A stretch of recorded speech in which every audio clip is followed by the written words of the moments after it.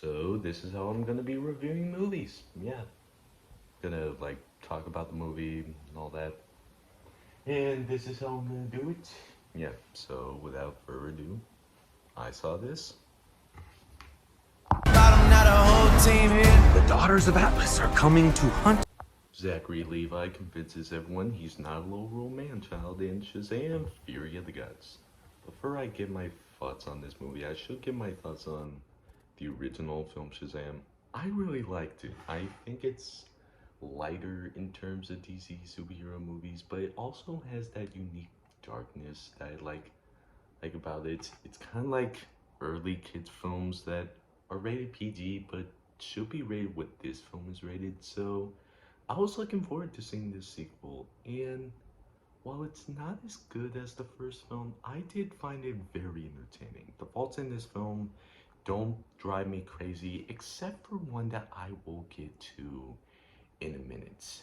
The the premise in this film is kind of similar to the first movie, where you have this little kid says a magic word, and he turns into a superhero, but this time he's accompanied by his family. And in this movie, they're more their superhero selves than their actual selves, and they do play their parts pitch perfect. The girl playing this girl named Darla is good because Darla's like what, a 6-year old, and she captures that perfectly. There's like a scene where she's trying to save a car full of women, and she sees kittens and decides to save them first. That's really funny. And that's sort of the strength of the movie when it's playing off the comedic moments, but it also has that nice darkness that I like about it. And I thought they weren't gonna add that. I thought they were gonna make it more kid friendly, but they still have it and it works. It doesn't overpower the comedy or anything. They know how to balance out for the most part. Yes. And the special effects in this movie range from pretty good to pretty bad, but they are great and imaginative. So when you think effect doesn't work, it's not bad. You think it's still imaginative, and it works most of the time. And the climax you might have saw in the trailer, there's like this dragon flying around, but there's this whole bunch of creatures that show up that are really fun to see, and again, do some legit damage. There is an impressive body count in this light-hearted movie about a little kid who turns into a superhero. But I just enjoyed it. There's only one problem that got in the way for me, because you can argue that the writing feels a little old, it feels a little bit like 10 years ago, but the charm out of the actors make it work. Even when the joke doesn't work or the writing feels a little off, the actors make it work. The one problem I had, weirdly enough, was with Zachary Levi. Because here's the thing, when he played Billy in the first Shazam, Billy was like, what, 13, my age, 14? And he captured that great. He captured that perfectly. But here, he's turning 18, and he's still playing this kid like a 13 or 15-year-old. He does not grow up at all. He does not evolve. And that really got in the way for me, because when you have the younger Billy, played again by Asher Angel, mostly plays scenes for the most part straight. He's not acting super quirky or weird or anything, and he's not even in the film that much. But when you have to cut to him as Shazam, he's acting all super quirky and weird and all that, like a little kid. It doesn't match. And now, he's not awful at He's not like going, oh my god, where you'll be going, oh my god, please shut up.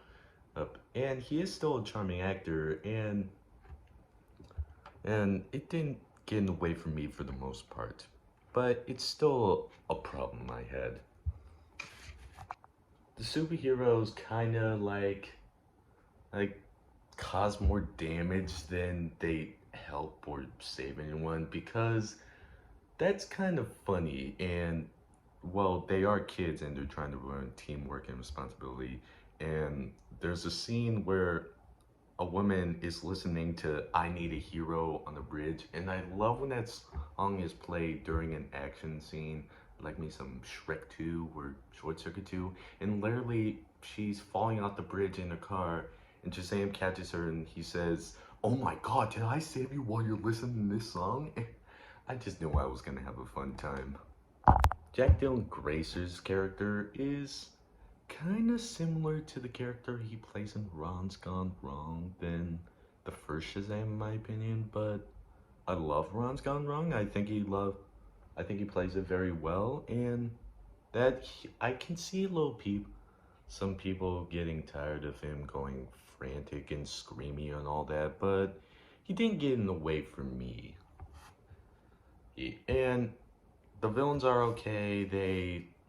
They're just as good as the first villain, but there is something I feel like can be edited out without giving away too much. There are three sisters, and I feel like there could have been two. You could have trimmed one out.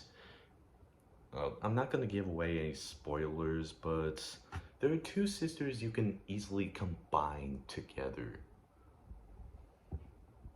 Because this is like a 2 hour movie, and I feel like it could have been an hour and a half if they trimmed one of the sisters out. So, Shazam 2 is a good movie. This film is kind of like Black Adam with a slightly better sense of humor. So, if you didn't get into Black Adam, you're probably not going to get into this movie, but despite its flaws, it's hard not to recommend a movie where Zachary Levi body slams Helen Mirren. I can't say to myself, don't check that out. So, do you feel like it was good, just as good as the first, maybe even better, adding new things combined with old things? Or do you feel like it was bad, or are you somewhere in between? Because for me, not a lot of it got in the way, but I do think the main character was relying too much on the first movie, so I liked it. I really liked it. I think I would watch it again, maybe 3 times. So, let me know your thoughts about it in the comments, and I'll see you next time. Peace.